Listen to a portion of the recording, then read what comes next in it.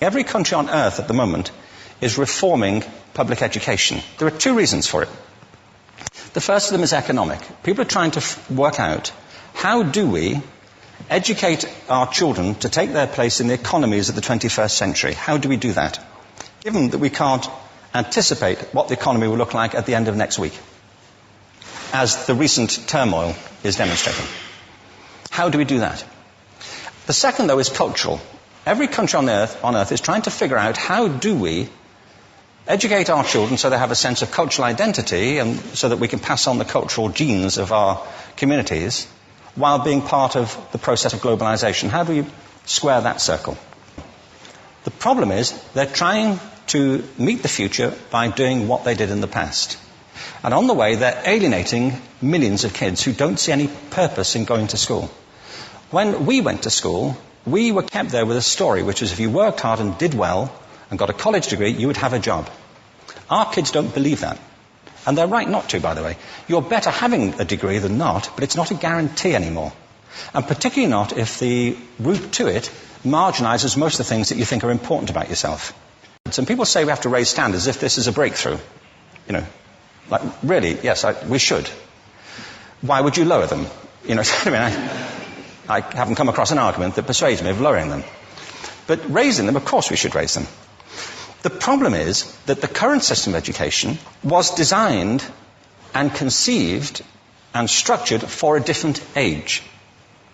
It was conceived in the intellectual culture of the Enlightenment and in the economic circumstances of the Industrial Revolution. Before the middle of the 19th century, there were no systems of public education. Not really. I mean, you could get educated by Jesuits, you know, if you had the money. But public education, paid for from taxation, compulsory to everybody and free at the point of delivery, that was a revolutionary idea. And many people objected to it. They said it's not possible for many street kids, working class children, to benefit from public education. They're incapable of learning to read and write, and why are we spending time on this? So there's also built into it a whole series of assumptions about social structure and capacity. It was driven by an economic imperative of the time, but running right through it was an intellectual model of the mind, which was essentially the Enlightenment view of intelligence. That real intelligence consists in the capacity for a certain type of deductive reasoning and a knowledge of the classics originally, what we come to think of as academic ability. And this is deep in the gene pool of public education, that there are really two types of people, academic and non-academic, smart people and non-smart people. And the consequence of that is that many brilliant people think they're not, because they've been judged against this particular view of the mind. So we have twin pillars, economic and intellectual. And my view is that this model has caused chaos in many people's lives. It's been great for some. There have been people who have benefited wonderfully from it. But most people have not. Instead, they suffer this. This is the modern epidemic, and it's as misplaced and it's as fictitious. This is the plague of ADHD. Now, this is a map of the incidence of ADHD in America, or prescriptions for ADHD. Don't mistake me here. I don't mean to say there is no such thing as attention deficit disorder. I'm not qualified to say if there is such a thing. I know that a great majority of psychologists and paediatricians think there is such a thing. But it's still a matter of debate. What I do know for a fact is it's not an epidemic. These kids are being medicated as routinely as we had our tonsils taken out. And on the same whimsical basis, and for the same reason, medical fashion. Our children are living in the most intensely stimulating period in the history of the earth. They're being besieged with information and calls for their attention from every platform, computers, from iPhones, from advertising holdings, from hundreds of television channels. And we're penalizing them now for getting distracted. From what? You know, boring stuff at school, for the most part. It seems to me it's not a coincidence totally that the incidence of ADHD has risen in parallel with the growth of standardized testing. Now, these kids are being given Ritalin and Adderall and all manner of things, often quite dangerous drugs, to get them focused and calm them down. But according to this, attention deficit disorder increases as you travel east across the country. People start losing interest in Oklahoma.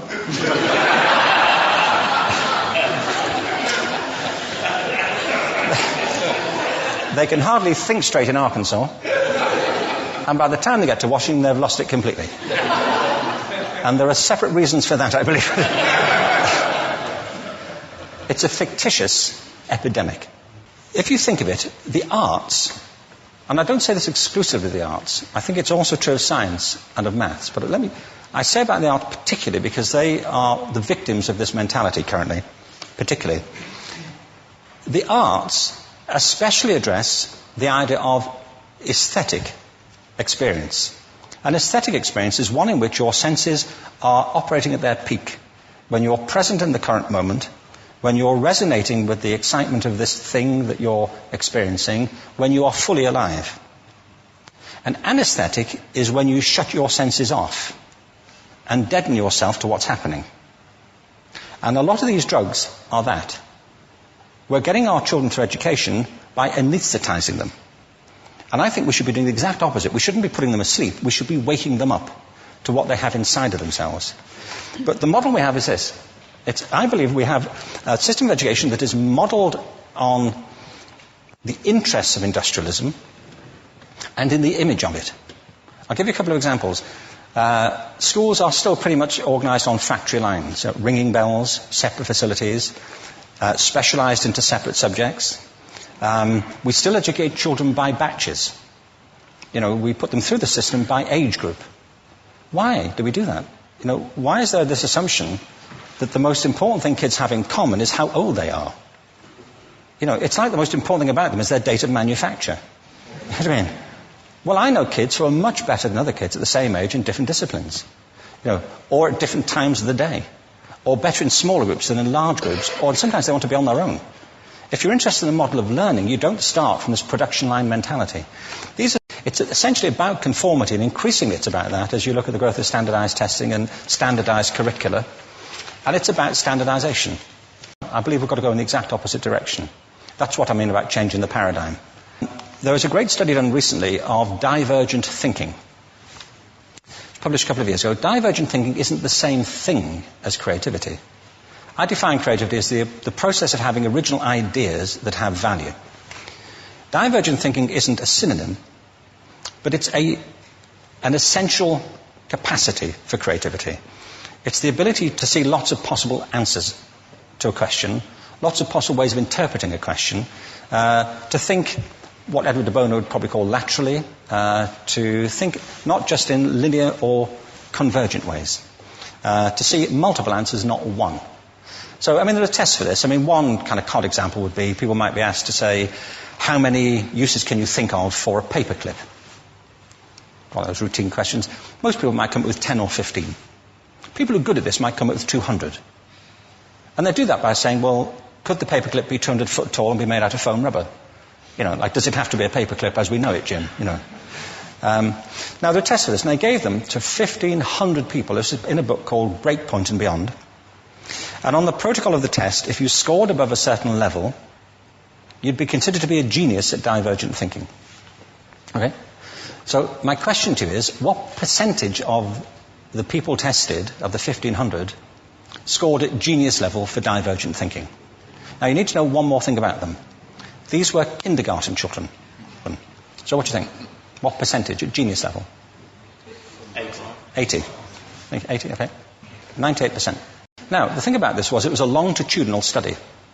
So they retested the same children 5 years later, ages of 8 to 10. What do you think? 50? They retested them again 5 years later, ages 13 to 15. You can see a trend here, can't you? Now, this tells an interesting story, because you could have imagined it going the other way, couldn't you? You start off not being very good, but you get better as you get older. But this shows two things. One is we all have this capacity, and two, it mostly deteriorates. Now, a lot of things have happened to these kids as they've grown up. A lot. But one of the most important things that happened to them, I'm convinced, is that by now they've become educated. They've spent 10 years at school being told there's one answer, it's at the back. And don't look.